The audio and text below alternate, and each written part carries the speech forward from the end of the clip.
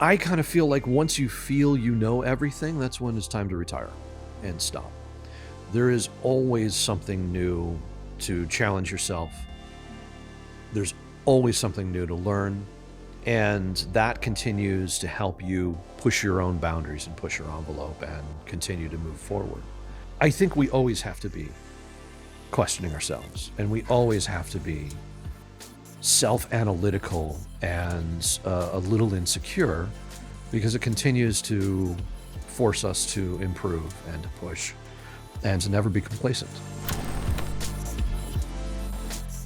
In this episode, we sit down with Jay Holben, a director, producer, author, educator, and recovering cinematographer. From lighting sets and driving grip trucks to writing for American Cinematographer and directing his own films, Jay shares the lessons, brutal setbacks, and surprising truths about success in this industry. We talk about why most careers are not linear, how to survive when things fall apart, and the different skills filmmakers need that no one talks about, like how to lead, why learning is so important, how to push through self-doubt and imposter syndrome, and so much more. Please enjoy this conversation with Jay Holben.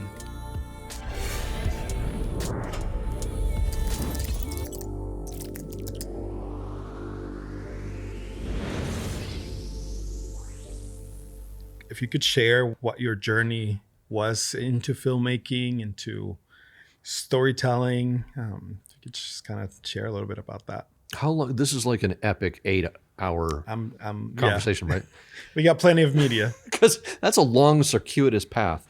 The first thing that got me into this was seeing Star Wars when I was 5 years old. And I walked out of the theater and I told my parents I was going to direct movies. And, you know, they respond the way that any parents do to a precocious little 5-year-old. So, great, good for you. But I've spent the whole rest of my life dedicated to that singular goal.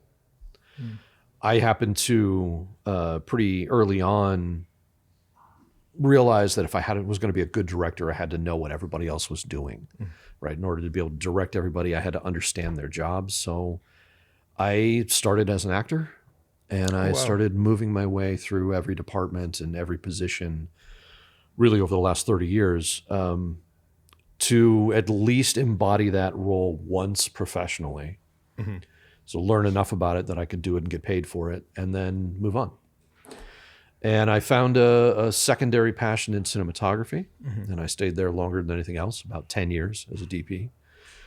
And I call myself a recovering cinematographer. I was going to ask you about that. I saw it on your Instagram. Because I can't get away from it. Yeah. You know, even though I hung up my meter in 2008, I'm still heavily involved with the ASC. I'm heavily involved with American Cinematographer magazine. I write books about cinematography. I lecture all over the world.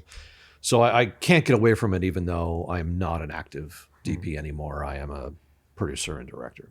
What made you want to hang up the meter? To move to the next path, to really, you know, my whole life has been dedicated to directing. So, you know, in the same way that I retired as an actor and I stopped gaffing and I, you know, not doing post-production work anymore. I'm not working as a graphic designer, and all these other jobs that I did them as a means to an end. So in 2008, I thought it was the perfect time. I had award-winning shorts. I had a feature documentary that was funded that I was doing. I had a narrative feature that was getting a lot of traction, and man, now's the time. I'm going to hang up that meter. And yeah, almost all of that crashed and crumbled. Like, nobody cares about the shorts. The feature doc, I spent a decade on that, and that was never released. It was abandoned. That narrative project fell apart, and I've been struggling with a directing career ever since. You know, one of the things that I like about doing these conversations is that you don't get to see or hear often about the failures or the hardships that people go through to get to that next step or that next level. So I appreciate, number one, your honesty, but then I also, I'm curious to know, you know, even though you went through that, then looking back, what are maybe some lessons or some things that you go, you know what, like that really sucked, but I'm glad that I learned this, or I'm glad that I went through that because of this other reason. Yeah. I'm very happy with the career path that I took. I still feel very strongly to be a good director, I need to have an intimate knowledge of what everybody else is doing. So it gives me a tool set to speak to everyone in their own language. I can talk to a production designer about textures and Munsell colors and how, to build wild walls. And I can talk to a cinematographer about ISO and filters and lenses. Go figure. And I can talk to an actor about Stanislavski or Meisner or Uta Hagen. So I have a fundamental understanding of everybody's job to be able to speak to them. And I'm really, really proud of that. It's a unique skill set. But I do wish I started directing a lot earlier. I spent 30 years building up to, okay, now I'm ready for this career. Oh shit, maybe I'm too old. And oh shit, maybe I missed it. And I wish I would have started sooner doing that. Still learning everything else, and I still would have done that, but I wish I would have concentrated more on that sooner. That's a kind of a regret that if I could go back to 10-year-old me, I'd be like, start now, dude. Direct now. Yeah, that's probably the biggest regret. Other than being too honest, honestly. In what sense? There's a lot of bullshit in this business, and there's a lot of pretense, especially when you get into like directing and producing levels, where people will posture and will blow things up like, hey, I sent a script to George Clooney's agent, so now I'm going to say, yeah, George Clooney's reading the script now. That's bullshit. He's not. And I've always been far too honest with that, and I've taken far too much reverence, and I think that it actually, honestly, has hurt me that I don't play that political game. I wish I was better at it. So those are my two things. I'm too honest, and I wish I'd started sooner, directing specifically. What are some of the milestones that you are really proud of in your career? Oh man, there's a ton of those, and a lot of them are circuitous. I have milestones that I'm really, really proud of as an actor, and I have milestones that I'm proud of as a cinematographer and as a technical journalist, and my finally directing my first feature. All of these little stepping stones are huge moments for me, but there isn't any like singular turning point, other than maybe making the move to Los Angeles. Okay. So I moved from Arizona to LA in late 1994. And I went back to Arizona for a couple of months to finish out my theater work in AZ. And then came to LA officially in early January of 95. And I had a job the day that I moved here. 94 was a good year for movies. Was it? I always think of 82 as one of the best years for movies, but 94 would be... What? Now I'm okay. So you just threw that at me. Now you're not going to follow up. I threw that at you to see if you would catch it. Okay, so I'll have to look Shawshank was like 93, maybe. I think it might have been 94. It was 94. Was it 94? Okay. There you go. So. All right. So Shawshank is a good one there. Anyway, because of the internet was brand new at that time. And because of a forum on AOL, I met some extraordinary individuals here in Hollywood. And I had a job the first day, and that moving and getting into Hollywood was a huge, huge milestone. Other than that, it's been a lot of little struggles along the way. I wish I could say there was one turning point. It's like, yeah, my career happened here, but it's, it's kind of how it is for most people. It's really a series of small accidents and small or unintentional, okay, I took this step because I thought it would work and didn't, but now I'm doing this. And, it's really interesting to hear that. And I think it's, the reason I'm interested in hearing that is because I think people often are looking for that, what's my next big break, or when's that going to happen? And it's not, for the most part.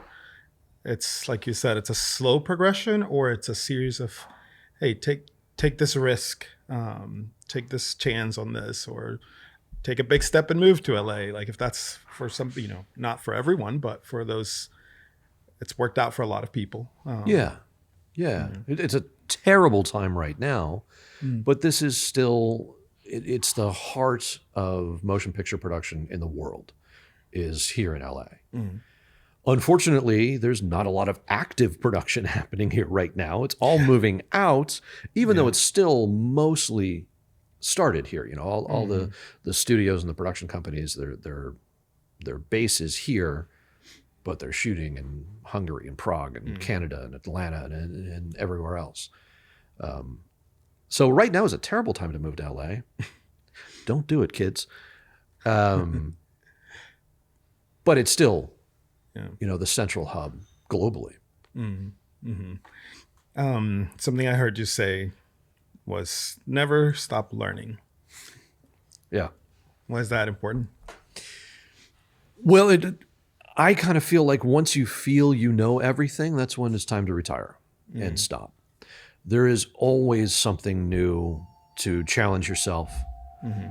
There's always something new to learn. And that continues to help you push your own boundaries and push your envelope and continue to move forward. I am a voracious reader and learner. And it's deeply ironic, actually. I was just going over some grade school report cards with my wife. And I was a horrible, horrible student. Terrible student. I mean, almost failed 5th grade. Really, if it wasn't for theater in high school and the pass or don't play program in high school, I would have dropped out. I would have failed. Somebody's at the back door right now. Sorry. But when I dropped out of college, actually, is when I started to learn on my own and when I learned how to learn and found a real passion for it. And I think it's the only way to continue to keep yourself relevant. There's far too many people who are afraid of new technology or afraid of the next evolution. There's a lot of people burying their head in their sand about AI right now. And I take the complete opposite tact. I want to learn as much as I can about this technology. I want to know how to make it work for me, as opposed to be run over by it. Right. So I think that we all need to keep learning on a constant basis, and it's the only thing that keeps us fresh and ready and on the edge. And is that why you also developed a passion for teaching? Yeah, there's a couple things that inspired me to do that. The first thing was that I started as a student teacher when I was in high school because I thought it would make me a better director, right? Okay. Teaching and learning how to talk to students. And then I kind of realized that the best way for me to know that I knew a subject was to teach it to somebody else. And then I stumbled into teaching high school, which was weird. And I taught technical theater in high school. But it was a moment with Alan Davio, who's a phenomenal cinematographer. He passed in 2020, but he shot E.T., Empire of the Sun, Avalon, Bugsy, Van Helsing. I mean, his career is phenomenal, and he was a real idol of mine. And I met him at a trade show. And I asked him some questions, and he very generously gave me his time and answered my questions. And then he invited me to go to a panel with him. And I was like, yeah, sure, I'm going. And then he spent the entire day with me. Wow. And at the end of the day, I said, Mr. Davio, I don't know how I could ever repay you for this. And he said, you can't. But that's not the point. The point is, at some point in your career, you're going to be at a place where someone like you is going to come up to you and give them your time and give them your knowledge. And that resonated so deeply with me that I've dedicated a huge portion of my life to teaching, to writing, to mentoring, to answering questions on the internet or on Instagram or wherever I can to share my experience. Alan really screwed me on that, and he basically just, sent me down that path, and I can't let it go. But it means a lot to me. Yeah. Well, first of all, thank you for your generosity, because you are such a source of knowledge and inspiration, and very, very generous with your time responding to people. And I see you when I've seen you at events, you're always kind of getting bombarded, and people are like, I want to ask, because they know they're going to get great answers from you. So yeah, it's your contribution in that sense is very much appreciated. Thank you. I hope you know that. It's nice to hear. Every once in a while, it's nice to hear that somebody's out there reading something, or that it does something good for people. Yeah, it's great. So tell me about your writing. First of all, what inspired you to want to be an author, and then maybe let's get all the way from that to where we're at today and even further. Yeah, right on. So again, there's a theme and a whole motif to my life, and most of it is it's a complete fluke. Mm-hmm. And ironically, I started making a supplemental living as a writer just after I gave up writing. So as a kid, I wrote a lot of stories. I wrote screenplays. I'd written a couple of novels. The screenplays, a couple of them got produced, but nothing else I ever went out anywhere. Oops, I'm going to rip apart the furniture. And I had gotten to a point where I realized when it came to filmmaking, I didn't see the faults in my own writing, but I could immediately see the fault in another writer's writing. So I could help them refine their work, but I would just produce and go, I'll figure that out later. And then I also realized that I enjoyed working with better writers than myself. Mm-hmm. So I was like, okay, just like so many other things, I'm going to let it go. I'm done with that now. I've accomplished what I needed to in that world, and I gave it up. And right around that time, I got fired off of a show that I was producing and shooting, and it was devastating. Mm-hmm. It really, really hurt and sent me into kind of an anger and a depression. And because of that, at that time, I had been doing all this research about software for cinematographers. Like, how can I use my computer and learn more about being a DP? And so I took all that information that I had compiled, and I went to my friends at American Cinematographer, and I said, would you be interested in a story? And they were. And so I wrote that story. And a couple months later, they came back to me and said, hey, do you want to write this? And then a couple months later, they came back and said, do you want to write this? And that's been 27 years of that now. So I stumbled into becoming a technical journalist, never meant to. And I turned down a lot of offers to write for anybody else. It's just American Cinematographer, and that's it. And one of the editors left American Cinematographer and went to the Hollywood Reporter, and I went with him. So I wrote for the Reporter for a little while. And then he left and went to Digital Video Magazine, and I wrote for them and became a columnist for them. So he kind of sucked me into all these other paths. And the column that I was writing for DV Magazine became the inspiration for my first book. Mm-hmm. And that publisher came to me. And so now suddenly I'm writing a book and releasing a commercial publication. And that led to the second book, which then led to I Can't Stop.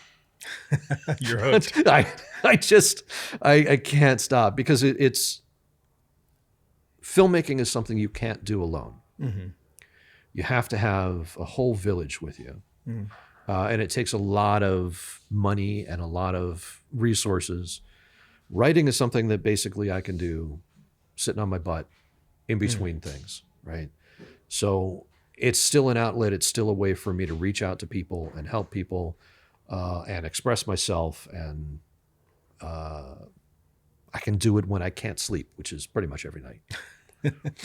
So then tell me about the new book, the latest one, the Lessons from American Cinematographer. Tell me about the book. Like, you just released it recently. Yeah. So yeah, tell me about that. So this one, there's always a story. There's a story with me on everything, right? I love it. Yeah, it's great. When I stopped being a gaffer and became a full-time cinematographer, it was sort of a lonely experience for me, because as a gaffer, I worked with so many other DPs, and every DP that I worked with, I learned something from, whether it was how to do something that I'd never thought of before or how not to do something. I always learned. And then suddenly I became a DP and there was nobody to learn from. I'm all alone, right? And I'm the boss and I have to have all the answers. And I realized that my writing for American Cinematographer gave me the chance to use that and to sit down with the top DPs in the world and to pick their brains and to steal from them. And so that's what I spent basically 3 decades doing. I got a chance to talk to Harry Savides and Connie Hall and Janusz Kaminski and all of these just extraordinary cinematographers and really press them, you know? And I made it my own personal goal that every story I wrote, I learned something from. So this latest book goes back to every story that I wrote about film and TV for American Cinematographer and pulls out what I learned in that story from those individuals.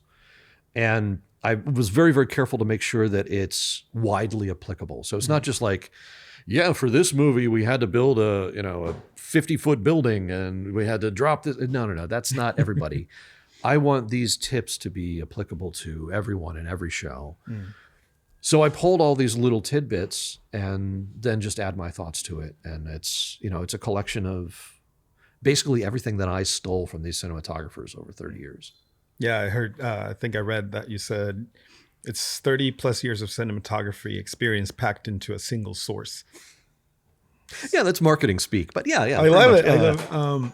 Can you share some of your favorite lessons or things that you have in the book? Oh man, yeah. Buy the damn book, and then you'll. There you go. It's the first one that jumps out at me when I talked with Marcus Forderer about Independence Day resurgence.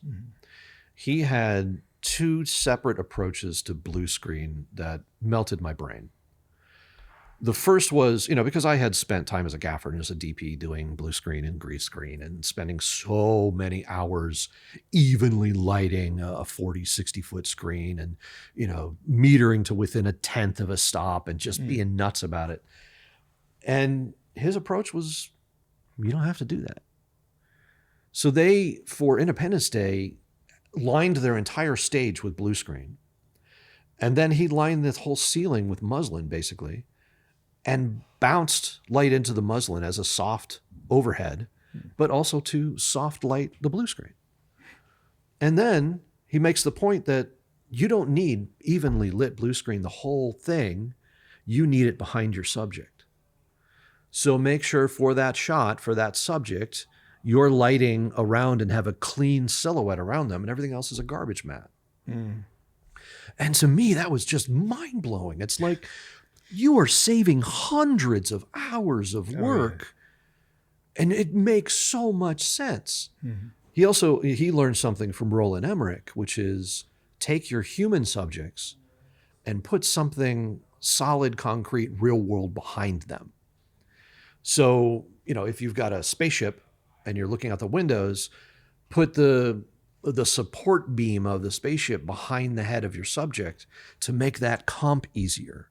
So they're not having to comp through hair or clothing or all the hard things. And it just makes those lines so much easier. Like, these are really simple things that are mind melting. For the rest of it, you have to buy the damn book. So we get one and then the rest we'll yeah. Or honestly, just have a subscription to American Cinematographer magazine because it's all been published in there. And this is only articles that I wrote personally. Doesn't cover anything else. And only little clips from those. Because of the writing and the books that I've done in the recent years, I've been through every page of 100+ years of American Cinematographer 5 times now. And the wealth of information that's in there there's no way to articulate it. It's just unbelievable what is packed into the 100 years of that magazine. So I'm selling subscriptions right now, by the way, which discount code Jay Holben. exactly. I get no percentage from that. I just I'm a big fan, and I'm very proud to be part of it. So then now you're working on another book. Yes. You want to tell me about that? Yes. Yeah. I am actually working on my very first book on directing, which I'm ridiculously excited about. I was speaking at a film festival, and they were asking about my career and the evolution of my career. And I reiterated the same story I told you at the top here, basically about doing every job and learning every job so that I could be a better director. And at the end of that talk, somebody came up to me and they said, well, you should write about that. Well, shit, I should. And on the plane flight home, I outlined the entire book. And I started diving in immediately, and it took me 7 weeks to write what is probably about 450 pages, about 250,000 words so far. Wow. And the working title right now is A Director's Guide to Everything. And it breaks down, it's a pre-production, production, and post-production. Every department gives you a little bit of insight into how those individuals work, the tools that they work with, the techniques that they use, so that you can talk to them in their own language.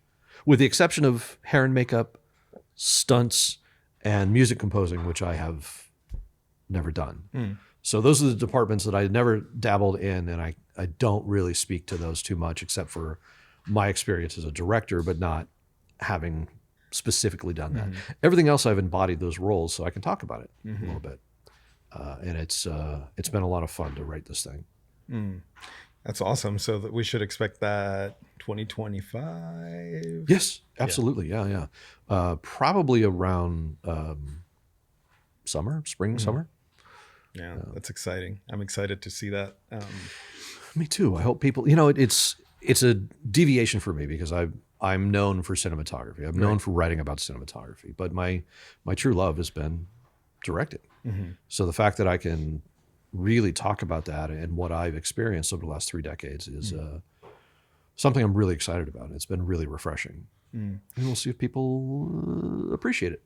Yeah. And can you share, let's just do one again, but maybe one anecdote or story or lesson related to then directing that you're excited about sharing or that you have in the book? Oh man. Can do more than one. Yeah, right. Because there's a 250,000 words on this right now. One of the things that I just talked about recently, because of my experience as an actor, I had exposure to a lot of different schools of acting and a lot of different theories of acting. And my experience on stage and in front of the camera, I see a lot of directors struggle with actors and not really understand how to speak to them.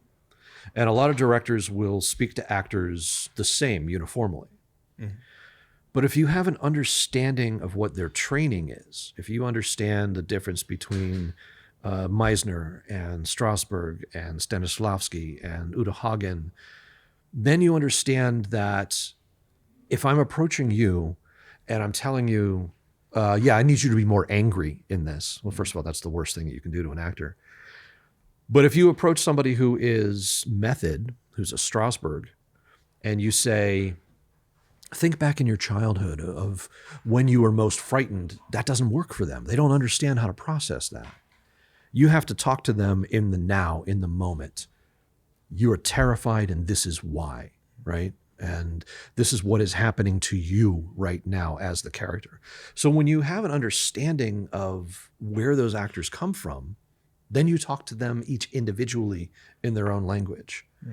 If you know an actor who's from the David Mamet, William Macy's school, then you're talking to them, about in the now, but you're talking about the magic what if, right? The whole context of putting yourself in the moment, and you imagine what's happening and get rid of all of the other external. I think that that's important to share with people, and I'm really happy to kind of put it all in one place. So that's the kind of philosophy and approach that this book and that I've taken in my career.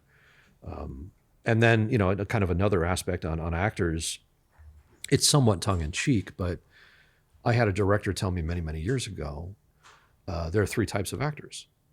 There's the actor that you need to baby and hold their hand and guide them gently.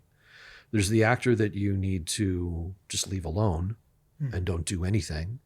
And then there's the actor you need to kick in the ass. And you need to be a little more aggressive and a little more critical. And it's your job as a director to know who's who and how to treat them accordingly. And that was one of the best pieces of advice I ever got on directing.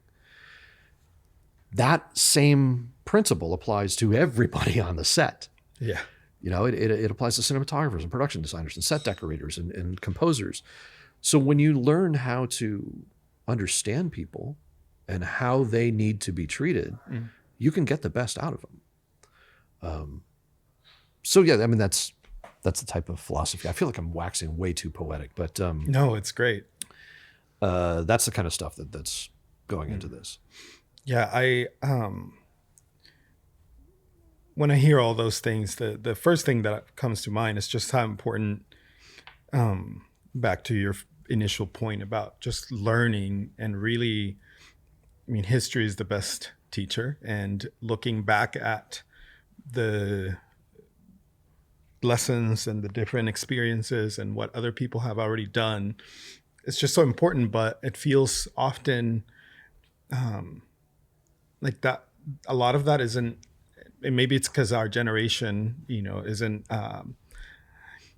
we tend to look for information maybe sometimes in the wrong places. Like, the first thing we do is go to YouTube. Oh, it's not there, so I don't know where to find it.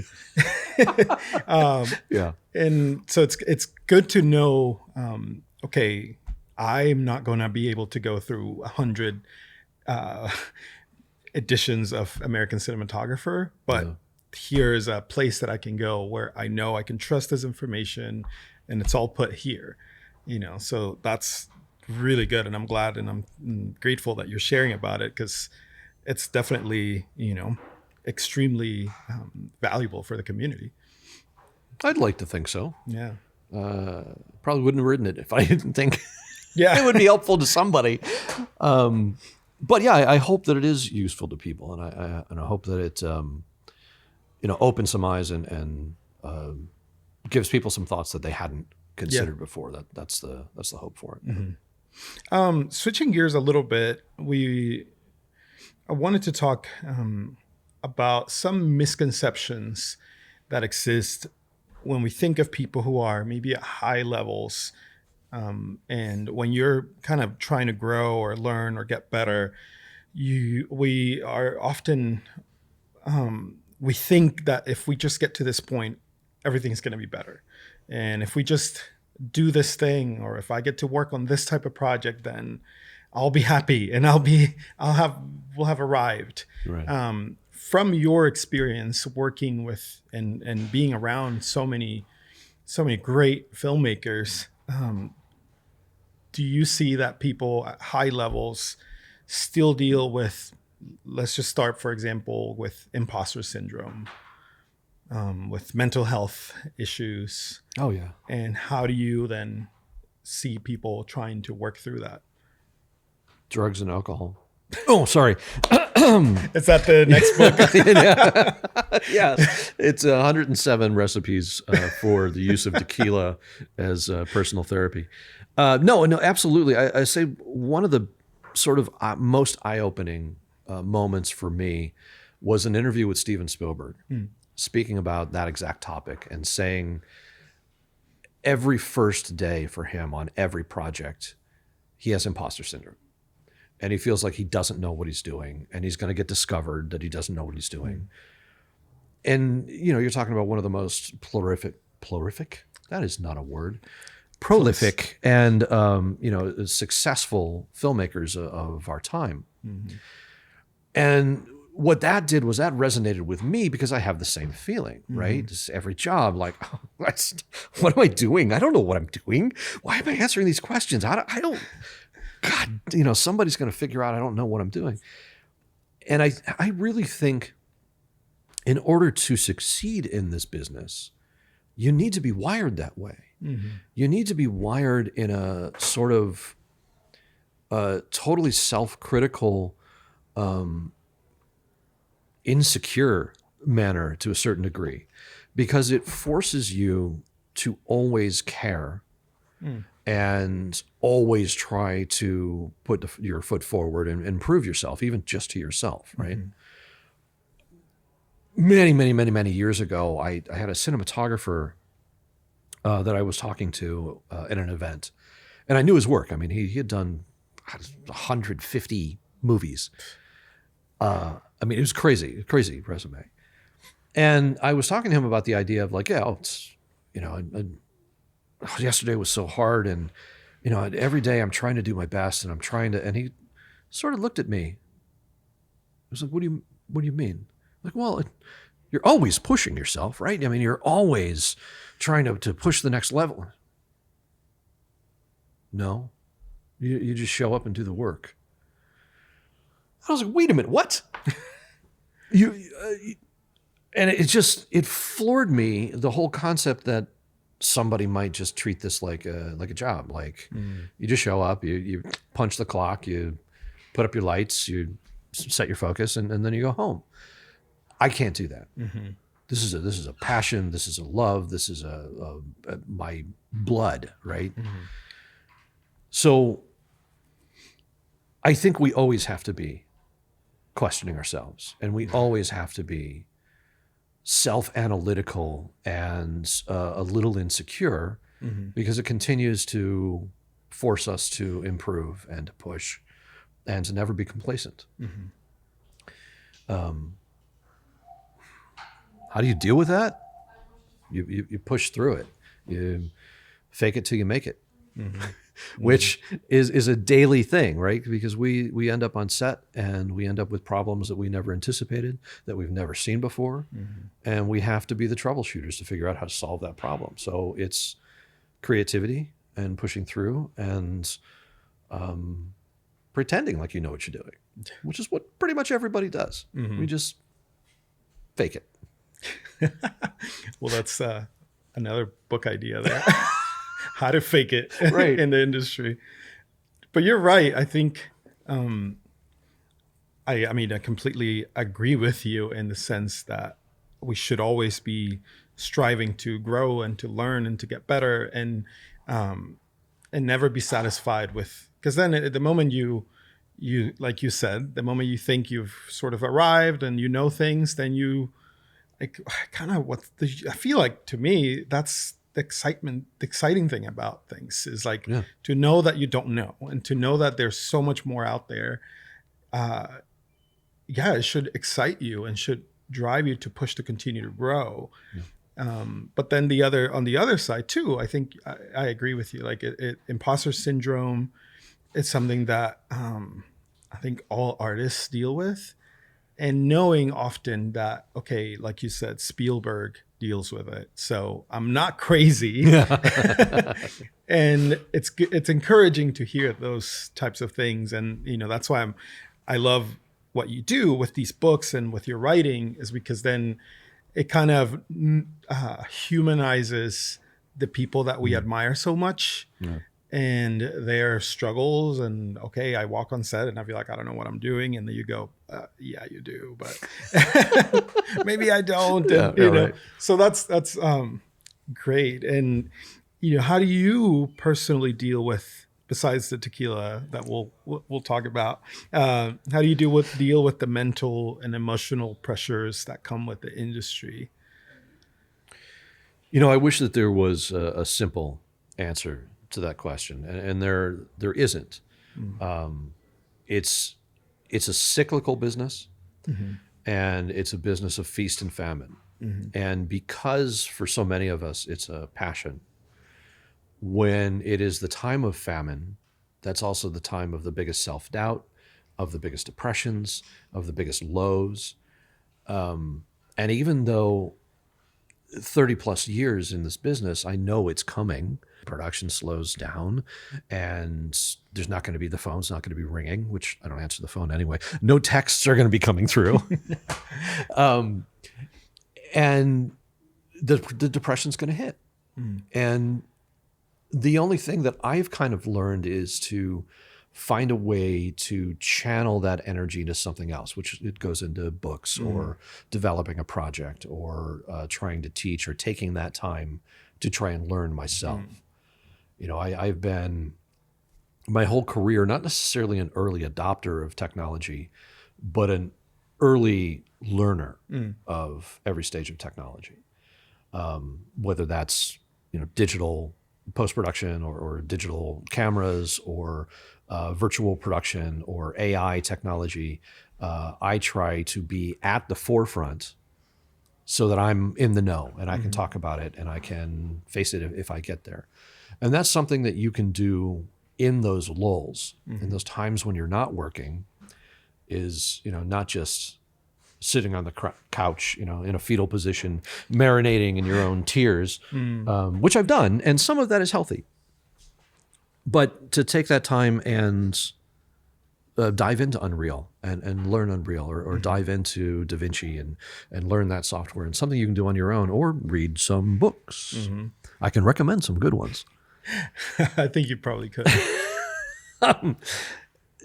So that's what I try to do, but it's a lot easier said than done. We all face the lows and the struggles, and right now, especially for everybody in this town, it's a really hard time. COVID was very hard on globally, the whole world. Right. After that, we started, our business was one of the first to get back on their feet. And we started getting back into production, and then we hit the Writers Guild and the Screen Actors Guild strikes, and the threat of the IATSE strikes, and the threat of a Teamster strike, and that just drove everything to a halt. And now with problems with the economy and problems with streaming not working, who saw that coming? You know, I laugh because the music industry was 10 years ahead of us. They still haven't figured it out. What the hell made our business think that we could just do it better, making the exact same mistakes that they did? That's a whole different podcast. But it's a struggle right now, and most of the stages in town are empty, and most of the rental houses are either sending stuff out of state or they're not working. So there's a collective depression that's happening, and questioning of, God, will I ever work again? Am I worthy of it? Maybe I am a fake and they discovered it and nobody's ever going to hire me again.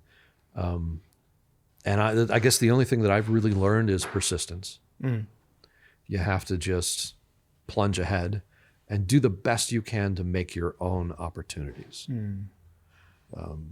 which is a lot easier said than done too. Yeah. And one thing you and I have also talked about, and that I'm passionate about, and everything that we're working on, is around the idea of the importance of community. And it's one of the things that I've discussed with a lot of different people is just how difficult it is to connect with others, especially if you're not, let's say, in LA, and even for a lot of people who are in LA, because you go on Instagram and immediately the algorithms come after you and make you feel worse than you were, and drive you more into the hole. Let's say I'm not in LA, so for someone like me, what are some things that I can do to maybe find support, or find community, or find ways to have these conversations with people? Again, sometimes just hearing that I'm not the only one going through it, it's like, that's exactly what I needed to hear. Besides listen to our conversation. Well, I was about to say, you're probably the one that I would turn to and say, yeah, he's creating a great community. He's creating all of this, which is really necessary and needed. there's so much. I mean, you bring up like Instagram and social media, which is a powerful tool, but it also is a terrible mental rabbit hole to go down. It's a curated world. So what you see is what people want you to see, and people want to posture. I mean, I advise everybody when it comes to Instagram that it's an extension of your website and your resume. So you need to be showing yourself working, and you need to be showing yourself behind the scenes, and you need to promote these things. And there's a lot of later gram happening, right? I'm massively guilty of it. I'll, post a shot. Oh man, I saw you were just working. No, I actually did that 9 months ago. And I just needed to post something, But I think the importance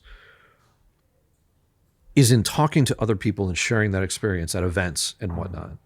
Because we get into this idea that, we'll go to a trade show or a film festival or something of that nature and meet our other people. And it's all like, oh yeah, man, I got 12 projects right now and I'm so busy. Oh my God. And that's the idea that you want to sell, right? But the truth is like, no, things are crazy slow right now and I'm struggling. And when you have that more honest conversation, you realize that so many other people open up and like, oh God, yeah, me too. I haven't worked in 6 months. Like it's really struggling to pay my rent. Like, oh man, damn. And then that also opens up the community door to, well, what do you need? God, I just need a couple of days of work. Okay, can you work as an electrician? Because I know somebody's looking for one right now. Like, yeah, okay, great. So then you can kind of help people. Whereas oh yeah, I got 12 projects and I'm so busy and oh my God, yeah, I'm traveling to Tahiti tomorrow. We write those people off, right? Like you mentally like, oh God, okay, they're working everywhere. So I can't call them. I can't think about them. And there's that double-edged sword of that whole thing. Instagram specifically is a wonderful tool for connecting to people. Yeah. And it is a great tool for promotion and as an extension of your website and your resume, but you have to use it really, really carefully. I proselytize the idea of getting to events to communicate with other people who potentially could hire you, right? I'm not good at it. I am really an introvert who struggles terribly with going to public events and hanging out with people. I really have to force myself to do it. So it's easier said than done, right? But get yourself to events, communicate, and find like-minded people that you want to hang out with and you want to share a meal with or a beer or a tequila. And more often than not, those will be the people that you work with. Because we don't just hire a resume. We hire people that we want to work with. We hire our friends. And we spend a ridiculous amount of time with the people that we hire. So they have to be people that we like, right? So form those bonds. No, thank you. That's great advice. You're right. I think, and again, the point of community connecting, because it is such a perception-driven industry, and sometimes more than it needs to be. I think the point that you're making about finding people that you can be vulnerable with and that you can be honest with and you can share that, because there's so much power in that sense of community, we're creatures that seek other creatures. Like that's a part of our makeup as a species, is that we are tribal creatures. We like being around others, but Instagram and sometimes the extended periods of time that we go between jobs just make us so isolated and so lonely. So being able to connect and to reach out to people and just be like, hey, how are you doing? I'm not doing great. Like, or hey, you know what? Like, I'm just had a couple of jobs and I feel good, but how are you doing? Like, let's talk. And I want to see more of that happening. And it's something again, we've talked about in other occasions, that I really want people to take away, is that it's okay. It's okay to reach out to someone, maybe even someone you look up to, and ask them, like, how do you deal with the stuff that I'm dealing with? Yeah. So yeah, That is where the beauty of social media is. So many of these individuals, cinematographers don't have staffs who are running their Instagrams. It's them, right? And if you comment or you message somebody and they respond, then there's somebody who is open to that response, right? And then you can ask questions and you can engage and you can form a relationship with them. If you reach out and they don't respond, then they're not somebody who's necessarily going to do that, right? But you can connect directly with the people that you admire the most, and reach out, and most of them, especially on cinematographer level, are really open about responding and answering questions and supporting. I know so many high-end DPs who do that, who spend their time. I was just about to name a whole bunch, and I'm like, I don't want to bring a bigger crowd. Flood their, their inboxes. I'm sorry. Thanks for sharing their phone numbers. Yeah, right. And it used to be, back in my day, when I was working crews before the internet and kind of the burgeoning era of cell phones, when you finished a job or towards the end of the job, you got on your call list and you called everybody. Hey, man, yeah, I'm out of work now. Do you know of anything? And you contacted everyone, and that was the routine. So, I would get 5-10 calls a week being like, hey, yeah, I just finished a gig. Do you know anything? Yeah, I do. I know a DP is looking for somebody right now. I know a producer is looking for somebody. And that's the way it worked. The internet has kind of eliminated that. Email, texting, and people finish jobs and just sit and wait. They wait for somebody to come to them, as opposed to proactively reaching out and connecting to other individuals. I'm totally guilty of it too, because it's comfortable to do that. It's uncomfortable to reach out and say, I'm looking for work, right? It makes you feel weak. The truth is that it empowers somebody else to help you. And if they care about you and somebody who knows you, then they're going to be interested in helping and they're going to try. And that's a way to continue to push yourself forward. I need to take my own advice and do it, but that sounds really great advice. And I am, it's funny. I was talking to Johnny Simmons, and he was like, hey, I don't like texting. He's like, I like phone calls. And so now whenever, even the other day when we got here, I just was like, I'm going to call him because I want to say hi. And it was really, as a person who prefers text typically, that really stuck with me, because he was like, hey, isn't it, one day we talked for like 30 minutes and kind of just shooting the shit and like talking. And he was like, isn't it nice to just talk to someone on the phone? And I was like, you know what? Like, you're right. Like, I'm not good at it because it's, I guess, a generational thing too. Like, our generation loves to text but that really stuck with me. And I've been like, I need to call people more often. Like, just be like you're saying, maybe reach out and take that uncomfortable step of like, hey, do you know anything? Like, it's uncomfortable. Yeah. But it's good. And it's necessary if you want to work and if you want to stay in people's radars. And, if people want to know, like you said, that you're not just, always so busy and pretending to be something that maybe you're not, or that it's not at the time. Yeah. There's a great book by Amanda Palmer called The Art of Asking for Help, I think. Yeah, now I'm not entirely sure. I think that's the title of it. But it's a wonderful read in talking about this subject. Artists specifically hate to show a sign of weakness, and they hate to have to ask somebody for something.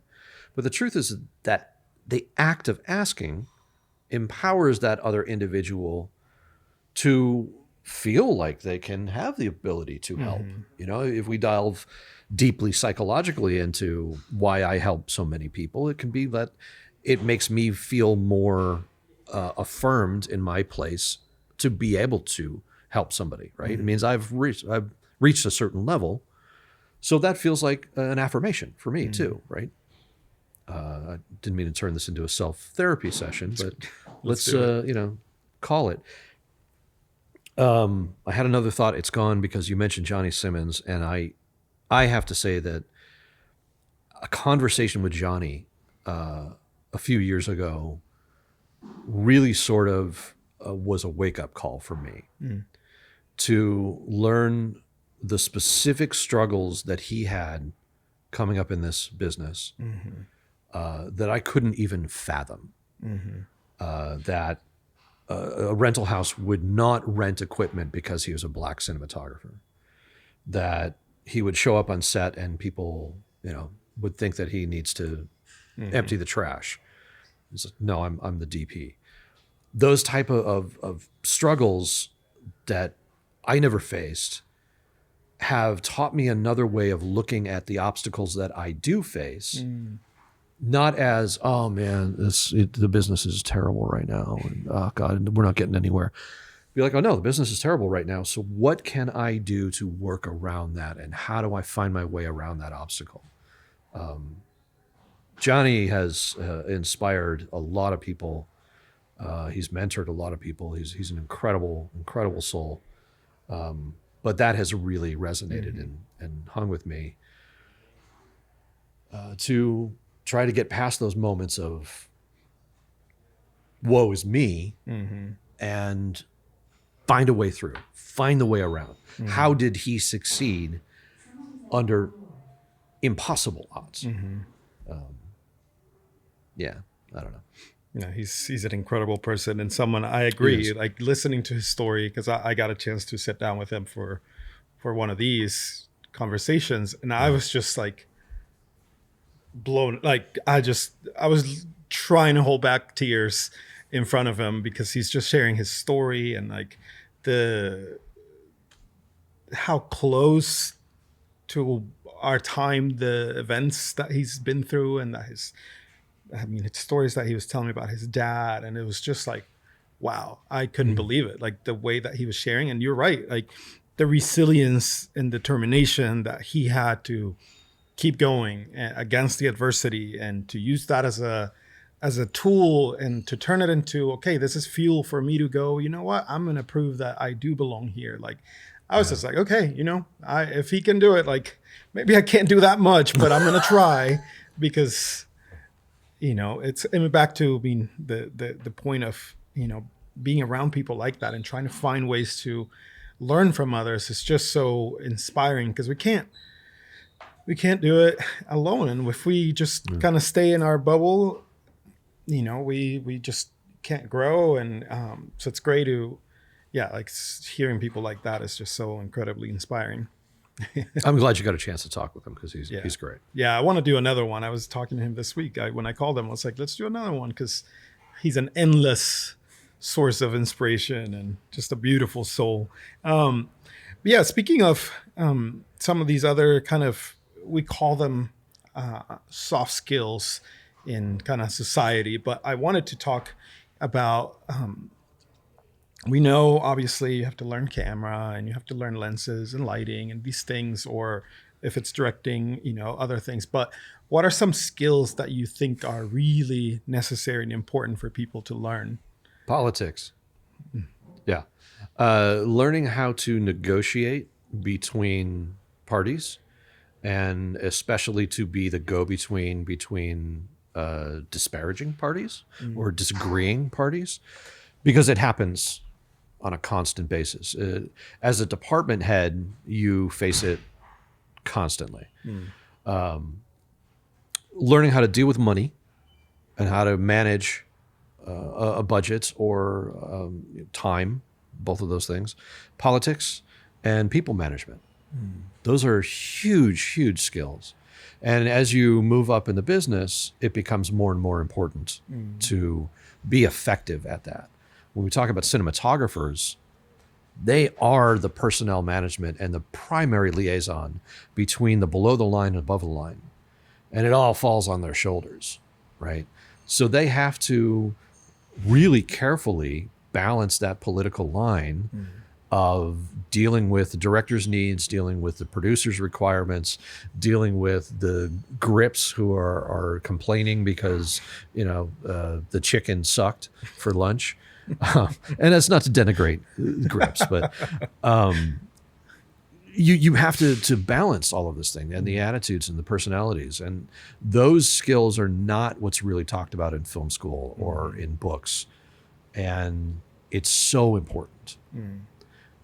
Just knowing where you can push and where you can't is huge. Knowing what battles you pick to fight and which ones you pick to give up. One of the things that I just finished writing about in the new book is the different types of cinematographers and learning how to work with them. And what I look for is an individual who knows how to pick those battles appropriately. So I don't want a DP who every frame is a Rembrandt, who won't shoot until it's perfect. I don't want that. I have no patience for it. I want a DP who understands this moment is important to the story and to the whole context of this film. We need to fight this battle and get this moment. That insert, I can do that in 2 minutes. It's not important. I don't have to light it like a Rembrandt. I can move on, right? This shot, we can just let it go. I need somebody who understands those things, who can work in the business aspects. And all of those are skills that nobody really teaches you. You have to pick it up and learn it over time. So that's our job then. We got to do that. Yeah. The job is we're problem solvers. Yeah. You answer 10,000 questions a day and you solve 1,000 problems a day. And the faster and more efficient that you can do that, the more work that you can get done. So, yeah, those are really great things that you bring up. Because I've talked to, when I talked to Shelley Johnson, for example, we talked about communication and selling ideas, and leadership skills. And I was really excited. It's one of my favorite things to talk about because, like you said, there's not a lot out there about these topics that are so needed, and you might learn over time, and you kind of have to figure it out through failure. But I want that to be talked about more. I want us to talk about okay, yes, if you're great at lighting, that's great. But if you don't know how to communicate an idea, you probably won't get as far. So maybe you should work on communication skills and learning people skills. Like you said, managing personalities and types of people, that is so crucial to, negotiation. It's all about that. It's all part of the game, if we want to call it that. Yeah, for sure. And when I say that I've done every job, in what you were just talking about, I was thinking about driving trucks at one point. And transporting theater shows, I was given the position of the caboose, basically, in a convoy of trucks, right? But when you're traveling from one place to another and you are the rear vehicle, it's your job to guide everybody. So if we have to move over a lane, it's my job to clear the lane and move over so that all the rest of the trucks can move over with me. And I learned in a couple of instances where I was doing the caboose driving and I knew where we were going and the lead driver didn't, that I was leading from the rear of the pack, right? You're leading everybody from the back. And it taught me some very interesting skills in communication, in not micromanaging, in being a deeper part of the team as an example to lead people. So it's sort of a weird, skill that I may never ever use again. I may never drive in a convoy again, but they're very interesting aspects of what has made me the type of leader that I am, and the way that I deal with people and the way that I communicate with people is kind of learning how to lead from the pack, as opposed to standing over everybody. But I will never ask a crew or a cast to do something that I wouldn't do myself. And when we are pressed for time and we are rushed, then I'm right in there wrapping cables and folding director's chairs and doing the work that we need to do to move on, and not being like, okay, they got it, right? You got to be willing to lead from the pack. And that's a philosophy that I've followed for a long time. Thank you for sharing that. That was a tangent. It's a great one. I love that analogy, though. That's a really great visual. When you speak at events or when you go to trade shows or conferences, what are some of the questions that you get asked frequently? How do I break into this business? Can I use this light to light? That's actually a huge thing that inspired my first book. Is people would be like, yeah, you're doing these lighting demonstrations, but I can't afford the Fresnels and I can't afford the 4Ks, and can I light with this work light from Home Depot? Like, yeah, you can. Of course you can. Yeah, you can light with anything that creates light. You just have to know there's going to be limitations, and you got to work around those limitations. But those are some of the most common questions. And how do I break in? How do I get an agent? Things like that. Because people, we talked about this already in this conversation, people think that it's one turning point, right? Oh God, if I had an agent, then I would get all the work in the world. It's not the way it works. It's not the way the business works. If I just got that job, then everything would be great for me, right? And that's not necessarily the way it works either. It's a very long, constant battle every freaking day for the rest of your life. So I definitely recommend everybody go sell insurance. Be a stockbroker. No.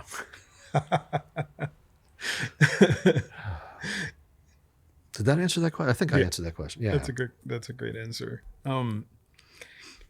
As we're kind of starting to wind down, I had a couple. I'm trying to decide in my mind right now if I want to even go into this, but maybe we should. I wanted to ask you how would you define the role of the artist in today's world? So what?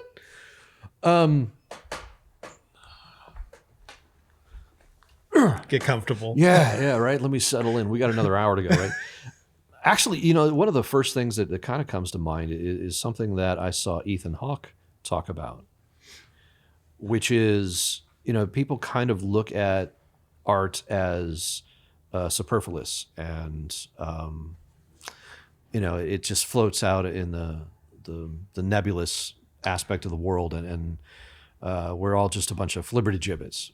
But the truth is, in times of tragedy, people turn to poets for inspiration for how to deal with that tragedy. In times of darkness and depression, people will go watch movies. We saw the COVID pandemic that shut the world down, and the world turned to movies and television, and that was their solace. So to me, the artist in today's world is someone who serves the emotional need of the whole community, of the whole world, right? They provide access to something that most people never touch in their lives or are afraid to touch, which is the creative and the bridge to direct emotions. Whether that's a movie or a painting or a poem or a song. These are what people go to escape or to relate or to communicate. And it's a critical role in society that I used to look at being like, oh, I'm a filmmaker. You know, I'm not a doctor. I'm not a police officer. You know, I don't really help people. I just make movies, right? But that's a vital tool for this society. And it's a really, really powerful tool for communicating messages. I mean, you can affect so much change and create a movement based on cinema and the power of that. So I guess that's sort of a long-winded way of answering a very tough question. I think that we, as artists, and I guess I include myself in that, there's the imposter syndrome,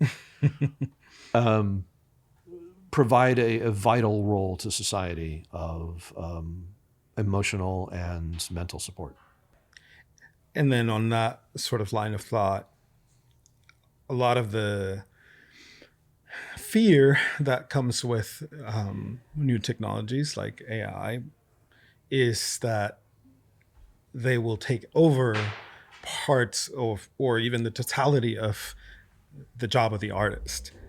What are your thoughts on that? And I guess we can go. That was the one that I was like, should we even go into that hole? So I'll leave it up to you. Look, there's a lot of catastrophizing that happens, and it happens with every technical innovation. There are doomsayers that say, you know, this is the harbinger of doom. This is what is going to bring about the end of times. This is going to illuminate the artist, and the evil producers will be, you know, typing in their concept and making movies that way. And the painful truth is that the technology will reach a point where that is possible.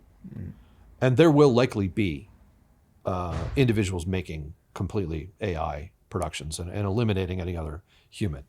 We're headed towards that direction. But that's not what this form of expression is about.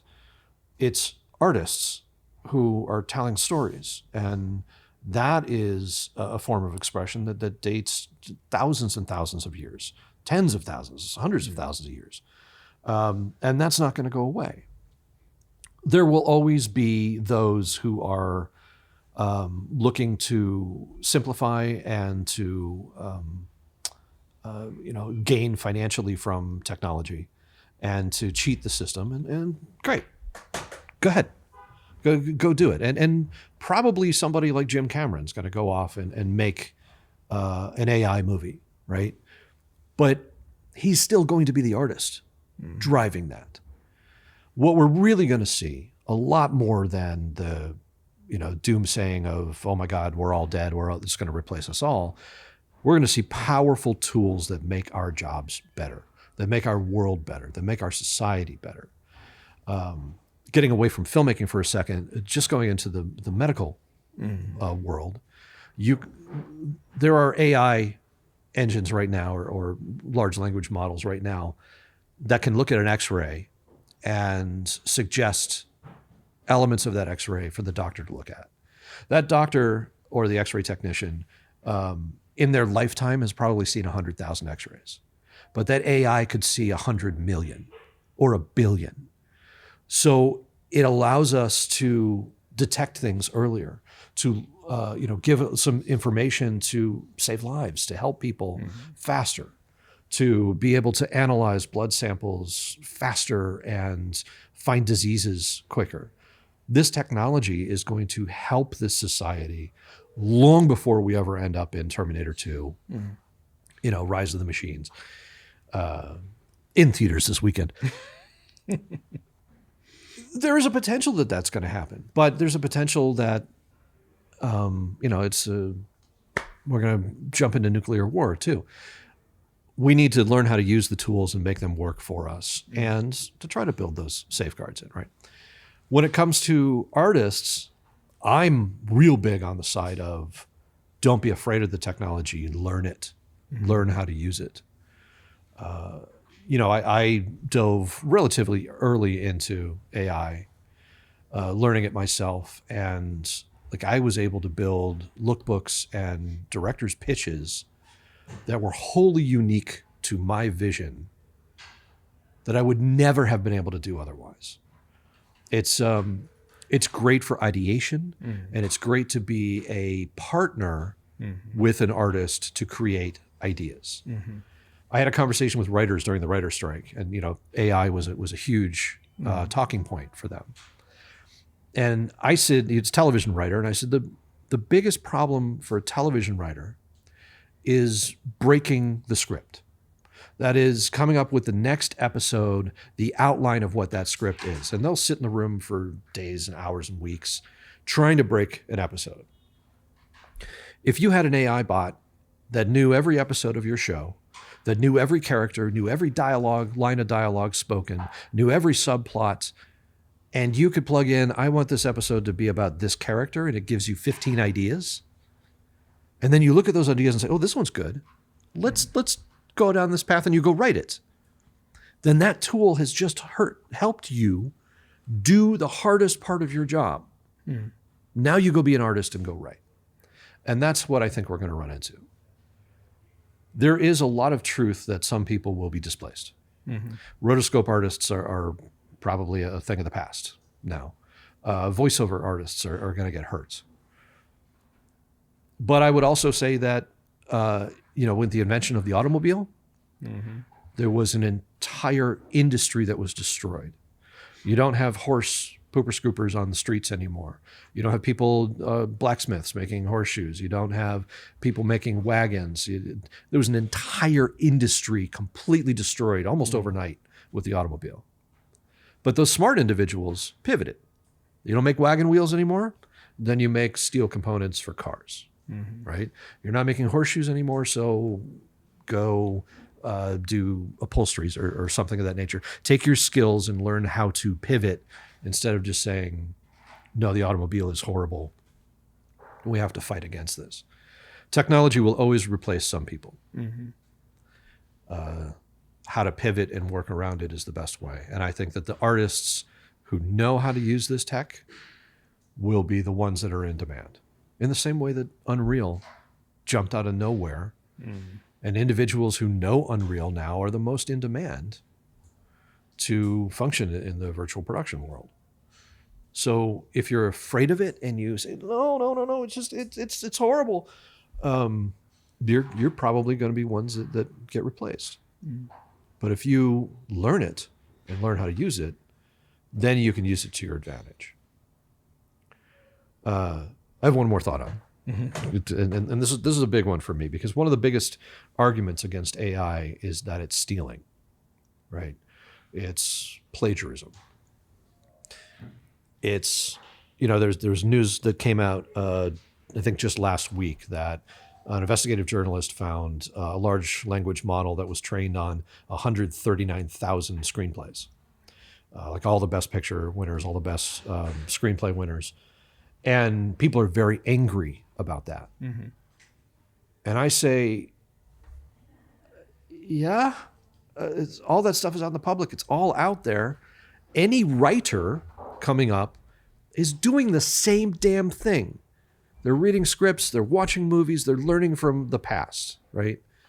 The problem is that writer has a very limited window of what their knowledge is and what their reference is. And then they bring their interpretation to it.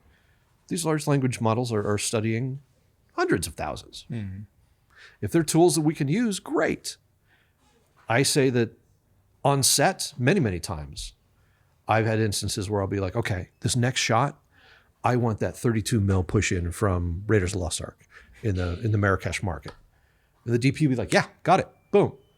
We are utilizing an exact reference to inspire the work that we're doing. We plagiarize so much worse than any AI will. And the way that these language models work, or the large models work, is sampling billions of images.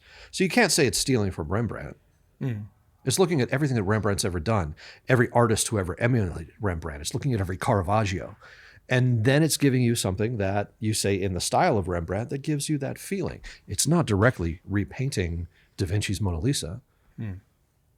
It's being inspired by that and a billion other things. So one of the two biggest complaints about this technology, I think, are bullshit. That's a great perspective. Yeah, I hope so. It'll probably get me hated. I mean, it's right. I think the biggest thing for me in this moment is thinking of, okay, if you want to continue as an artist, as a creative, as a filmmaker, you really have to find ways to, like you said, adapt, learn, and then how do you hone in your individuality as an artist that is irreplaceable because it's you. Yeah. And that's hard. I mean, that's hard work, obviously, but if you're just kind of one of the same, of one of many, then like you said in the example of the car, then yeah, it's easy to get replaced when you're just kind of one of the many who made this. Like there was nothing kind of that made you stand out, so it's easier to replace. Yeah. I mean, that's what the industrial revolution did, was take out all these people, and then the ones who adapted were like, hey, I actually might come in and do something different or lead the pack, or so I think adaptability and being flexible and learn and understand any new technology. And I think like you're kind of started the point with saying that any technological advancement is always scary, and it's always hard to understand. It's confusing, and there's so many viewpoints, but ultimately embracing and understanding will get you further than just rejecting and pushing it away, because it's not going to go away. No. Oh no. There's no letting that cat out or back in the bag or putting the toothpaste back in the tube. It's here to stay, and it would permeate every aspect of our lives. Not just the entertainment industry and filmmaking. It already does, and people seem to kind of ignore that. When you Google Map somewhere, that's using large language models and computer learning to give you the best traffic route and to give you the most economical, fuel efficient route. All of this stuff is already in our lives today. I'm working very closely with a filmmaker right now who is really deep into AI and making AI films. And what I'm seeing her do is not just going to, runway and typing in, this is my scene. Every shot gets processed by about 6 or 7 different applications, and then later is brought into Photoshop or After Effects, and she tweaks it, and then she puts it into editing. And every shot is taking the artist to create what the artist wants. And the amount of work that she's putting into it is extraordinary. And creating something inexpensively that she would never have been able to do otherwise. So I'm full support of that. Like, great, wonderful. There's going to be a whole new generation of filmmakers that come out of the YouTube generation now making AI shorts. Wonderful, amazing. There's still going to be Steven Spielberg's and Christopher Nolan's and Quentin Tarantino's and all of these filmmakers who are still rooted in the original system, making massive movies. We're going to live in a world with all of it. Just like YouTube didn't replace the cinema, or television didn't replace cinema. AI won't replace us either. Just got to use it. It's another tool in the tool bag. Yeah. What is a challenge that you would like to leave anyone listening or watching this with? Oh man, damn! You're throwing some good ones at me. So, and this is the challenge I have to make for myself too. Get out of your comfort zone. Push yourself to do something uncomfortable. And for a lot of us, that'll get into kind of the networking and the asking for help, and those aspects that they feel icky. There's so many people that tell me, "Oh, I don't like social media. It's icky.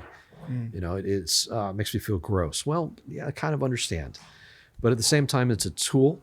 And if you want to move forward, you have to push past the discomfort and challenge yourself.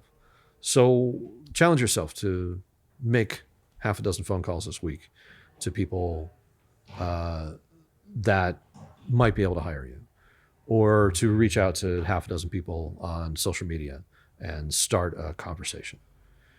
Get past that discomfort and get past your obstacles.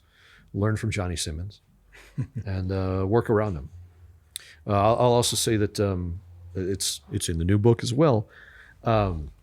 Michael Caine tells this great story about being an actor on stage many years ago.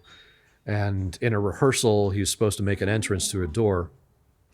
And the actors on stage had knocked a chair against the door, and he couldn't get through it. So he peeks his head around the flat to the director in the audience, and he's like, "I'm sorry, sir, the door's jammed." And the director says, "Use the difficulty. Use it. Don't just be like, oh God, I can't get past the chair. If it's a comedy, trip over the chair. If it's a drama, throw the chair. Use the difficulty and move forward." And I think there's a lot to be said about using your obstacles and finding a way to move forward. And I have to take that advice myself. So there's the challenge. Great. Well, thank you so much. Thank you, man. It's been fun. This has been really fun. Appreciate you and the work that you're doing. And I'm excited to dive in more. And yeah, we'll have to do another one soon. Absolutely. I'd love to do it. It's hard to shut me up when it comes to this business. So I appreciate it. There's plenty more to share. So thank you. Appreciate it. Thank you so much for watching. If you enjoyed this conversation, please subscribe and follow us on socials. We are just getting started and we're going to be sharing a lot more through our different channels. See you soon.